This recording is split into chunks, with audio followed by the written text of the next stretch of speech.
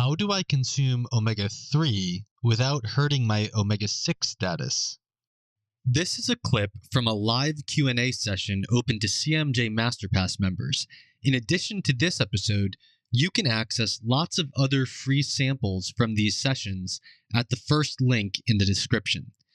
All right, so this first runner-up is from Iris from Denmark, and her question I would summarize as, how do I consume omega-3 without hurting my omega-6 status?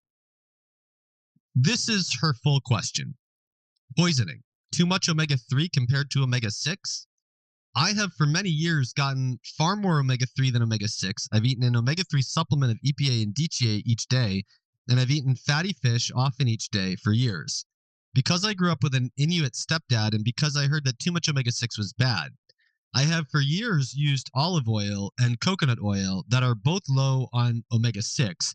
I have mostly eaten a few nuts, and the last over about 5 years, no nuts, no eggs, and no liver, because I've become more and more allergic to all kinds of food. Liver and eggs that are good sources of omega-6 in the form we need it as arachidonic acid, and nuts are good sources of omega-6 in the plant form that the body can to some degree transform into the needed arachidonic acid form. Also, I have been eating really anti-inflammatory, for example, lots of green tea, and earlier on, lots of ginger, garlic, etc., but all of them I now react badly to. So I seem to have developed a lack of arachidonic acid. I have all symptoms of lack of arachidonic acid that has all gotten better when I newly found out that I could actually eat walnuts without getting an allergic reaction. So I now go nuts in walnuts. But I want to get pregnant, and the baby, like all humans, needs both omega-3 and omega-6. As far as I have understood from your paper on your homepage about omega-3 and omega-6, the problem is that the EPA in the omega-3 blocks the activation of arachidonic acid. So I'm wondering if I can avoid that blocking effect if I eat all my omega-3 at 1 day a week or at 1 day every 2 weeks. And if this does not work, how can I take omega-3 without hurting my omega-6 status? Or is the hurting effect of omega-3 EPA not a question of timing, but only a question of doses in relation to omega-6? So basically my question is, if I don't want to hurt my omega-6 status through my omega-3 intake, how do I do that? Is it simply a question of taking them at separate times, or is it a question of dose? And if it's a question of dose, how do I know when to start eating fish and taking my omega-3 supplement again? So this is from my nutrition and immunity video, which you guys all have access to as MasterPass members. So actually the easiest way to get it is to go to ebooks, Staying Immune Through the Winter, and then on the bottom of the page, it gives you a link to the video, and that page also has the slides. All right, so arachidonic acid is found primarily in liver and egg yolks. DHA is found primarily in fish and fish liver oils. EPA is also found primarily in fish and fish liver oils. There is small amounts of DHA in egg yolks from chickens raised on pasture with high omega-3 intakes. Of course, you will get EPA in egg yolks if you feed the chickens fish. Now, typically in your cells, you have arachidonic acid, which is a 20-carbon fatty acid, and DHA, which is a 22-carbon fatty acid that occupy their own spaces in the cell membranes. The cell it's primarily looking at the carbon length in order to apportion a place in the membrane for arachidonic acid and a different place in the membrane for DHA. It's not the only thing they look at carbon length isn't the only thing they look at, but generally speaking, it's one of the central things they look at to say, all right, we need some of this 20 carbon, we need some of this 22 carbon, and so on. Now, arachidonic acid is metabolized to prostaglandin E2, and prostaglandin E2 is best known for its initiation of inflammation. And all of the NSAIDs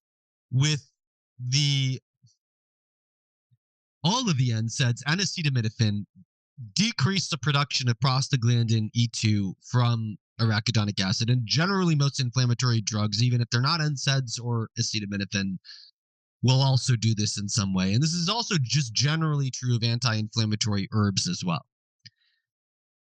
Okay, the problem with that is that prostaglandin E2 doesn't just promote the initiation of inflammation, it also promotes the resolution of inflammation.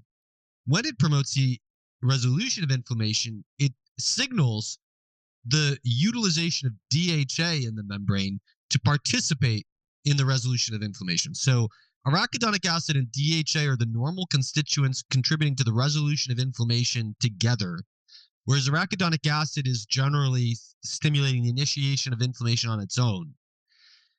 A normal course of inflammation has inflammation initiated and then it fully resolves. So you have a mild wound, watch it heal. That process is initiation of inflammation, complete resolution of inflammation once the wound is healed. If your healing capacity can keep up with the degree of damage, you won't even have a scar. That would be full and complete, ideal, optimal resolution of inflammation. And it would have depended on arachidonic acid first, but then DHA would have come in and played its role after that. The problem with NSAIDs and acetaminophen and potentially other things that counter inflammation by blocking prostaglandin E2 is that if you block the initiation of inflammation from prostaglandin E2, you also block the resolution of inflammation. You block the utilization of DHA secondarily to blocking the production of prostaglandin E2, and you never return to baseline. That is low-grade chronic inflammation. What do we have an epidemic of? Low-grade chronic inflammation. What are the most common drugs people use? NSAIDs. I rest my case. Okay. Now, there's another problem, which is that prostaglandin E2 also contributes to the integrity of all barriers. All epithelial barriers have their integrity built upon tight junctions and gap junctions, which are proteins built in response to prostaglandin E2. That's your skin, that's the blood-brain barrier, that's everywhere that you see swelling in your body, that where those barriers are being violated. That's the gut, that's the entire GI tract, that's all of the mucous membranes. All of these things will become leaky if you don't have enough prostaglandin E2. Leaky gut, there's no evidence that leaky gut is the main driver of food intolerances, but you will probably get leaky gut at the same time you'll get food intolerances, because prostaglandin E2 is also the central molecule, along with retinoic acid derived from vitamin A, in promoting food tolerance in the gut. Food tolerance is not the default. It is not passive. It is not based on food being completely digested instead of leaving fragments behind. It is not based on food getting into the staying in the gut instead of getting into the bloodstream. Food tolerance is an active process that relies on the purposeful, incomplete digestion of food proteins and the purposeful crossing the barrier of the intestines with the food proteins to enter the gut-associated lymphoid tissue, or GALT, where immune cells are actively programmed in an environment dependent on heavy production of prostaglandin E2 to teach the immune cells to tolerate the foods. No food, no tolerance. Complete digestion, no tolerance. The thing going wrong in food intolerances is the environment in the gut-associated lymphoid tissue becomes anti-tolerance instead of pro-tolerance. And it's not all about prostaglandin E2. You could have an infection, or you could have tissue damage that is signaling danger, that leads to damage-associated molecular patterns or DAMPs that overwhelm what would otherwise be a pro-tolerance milieu. But it nevertheless stands to be the case that prostaglandin E2 is necessary for the pro-tolerance milieu, and that people who are massively widespread on NSAIDs and disrupting that natural process. Now, EPA, the problem with it is EPA is a COX inhibitor. But how does EPA inhibit COX? Now I want to go to my other slide that I took from a paper on the internet. So this figure is showing what's going on here. You have these fatty acids in your membrane. One of the problems with EPA is that EPA is a 20-carbon fatty acid that also looks like arachidonic acid. And so we'll tend to share membrane space in the phospholipid membrane with arachidonic acid. So unlike DHA, which has its own place because it's a 22 carbon fatty acid, EPA tends to be metabolized by the same enzymes that metabolize arachidonic acid, almost like an imposter. So it's taking up arachidonic acid's place in the cell membrane, and then it's also being metabolized by by arachidonic acid metabolizing enzymes. So what happens in arachidonic acid is, in response to a signal, you free arachidonic acid from the membrane using phospholipase A2, and then you have the COX enzymes that will make PGH2. Then you have tissue-specific isomerases that will turn the PGH2 into one of various different compounds that include PGE2, which we were just talking about earlier. I was kind of shortcutting some of these steps and just showing you, the summary version. So this graph is showing NSAIDs coming in here and blocking this enzyme. Aspirin has a very specific effect that acetylates the enzyme rather than just blocking it. And actually, aspirin can help promote pro-resolution compounds, but aspirin still decreases PGE2. EPA is going to decrease PGE2 because EPA is going to be hydrolyzed by phospholipase A2 instead of arachidonic acid in its place, and then metabolized by COX instead of arachidonic acid in its place, and turned into various imposter prostaglandins such as prostaglandin E reflecting EPA. Now, if you go back to literature in the 90s, they were trying to understand why the Inuit didn't have heart disease, and so they're coming up with this omega-3, omega-6 balance theory of inflammation.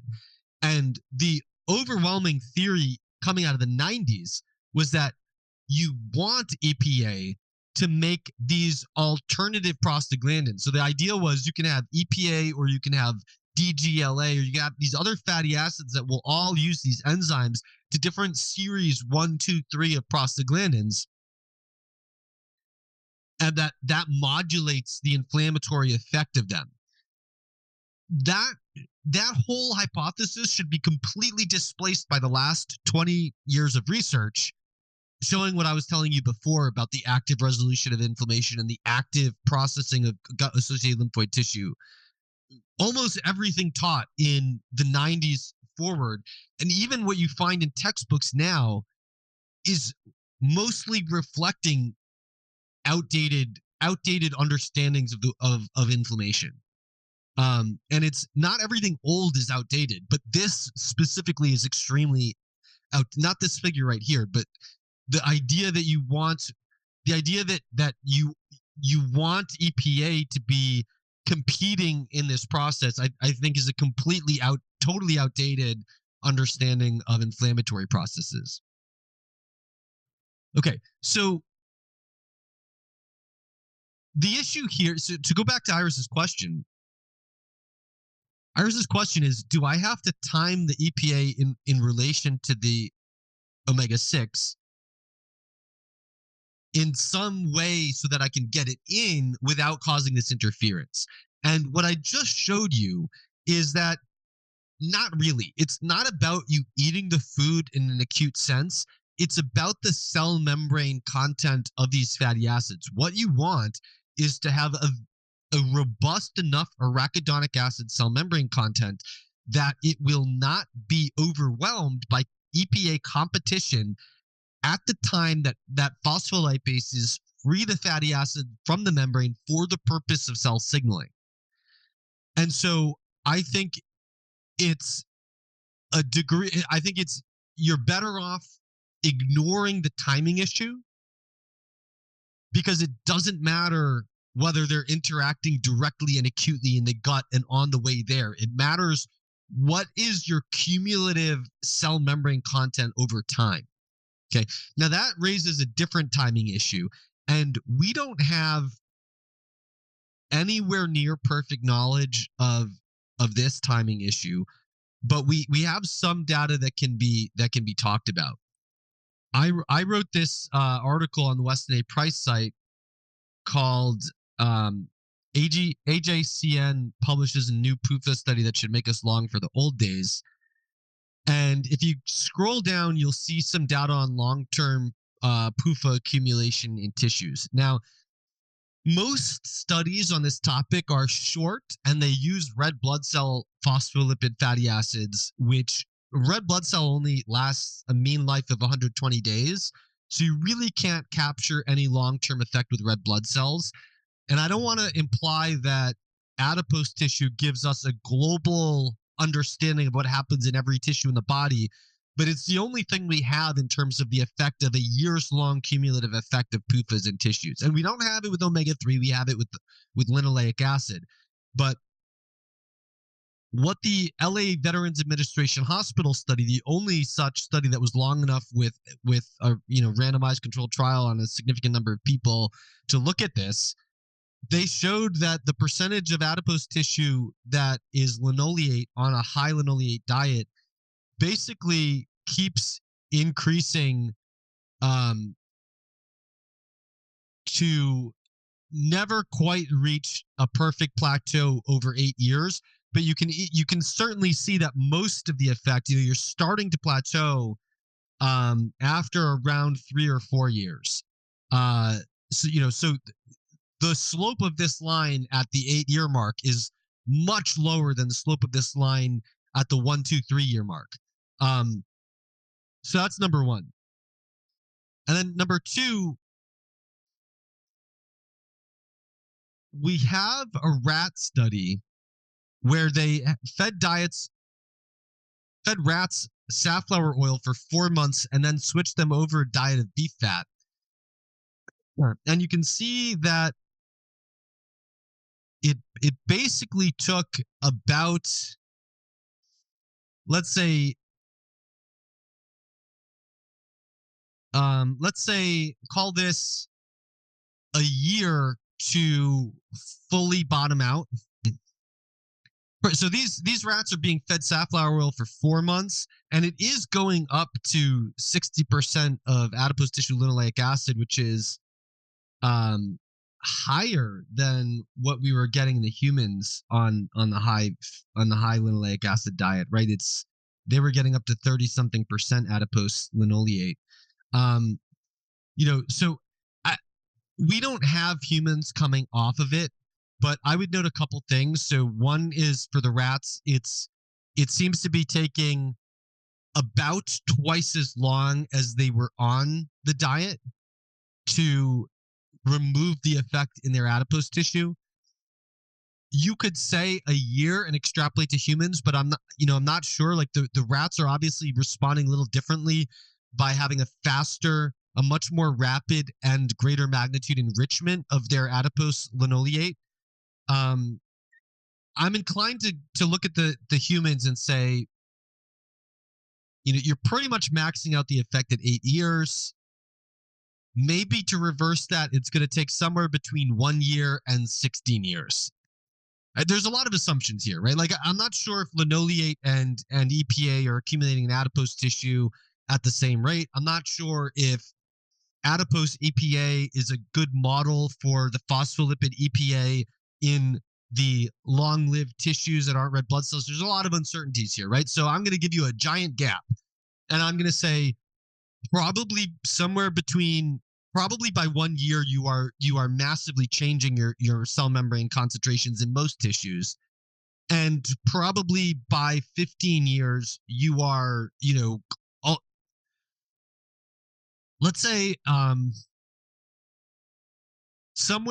15 years, or let's say maybe 1 to 2 times the amount of years that you spent on a very high EPA diet.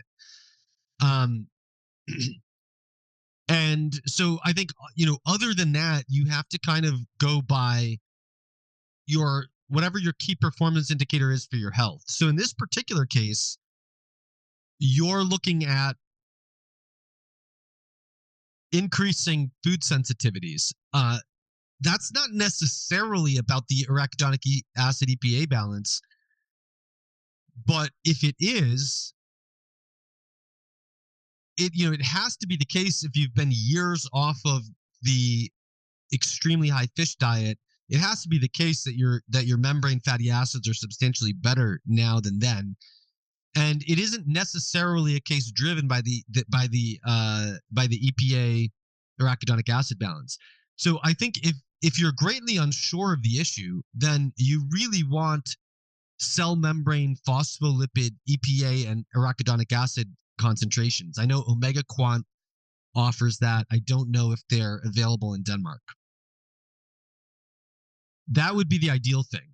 I wouldn't neglect retinoic acid. I wouldn't neglect gut infections. I wouldn't neglect tissue damage. I wouldn't neglect the many other things. I mean, you have, I think in a case like this, you have to be hypothesis driven, but then you have to be data driven. So if you act on the hypothesis, is it helping resolve the food intolerances? And I think the hypothesis, if your EPA levels are substantially altered for the next 10 or 15 years, you're not necessarily falsifying the hypothesis, but you also have to think about it in terms of what is the actionable thing I can do that resolves the issue. Because if the hypothesis if it doesn't give you some actionable step that resolves the issue, then you have to move your focus somewhere else anyway. So I would say, ideally, it would be extremely helpful to get phospholipid, arachidonic acid, and EPA concentrations. They're going to be in your red blood cells, but that should be somewhat reflective, because that's going to be somewhat reflective of longer term tissues like the bone marrow to some degree. And so I think that's the best thing to go on. And it's probably the best indicator you have also of what is going to be in your milk. So, if your tissues are very enriched in DHA and arachidonic acid, you don't need to worry about your dietary intake that much in terms of feeding your baby and the breast milk. And so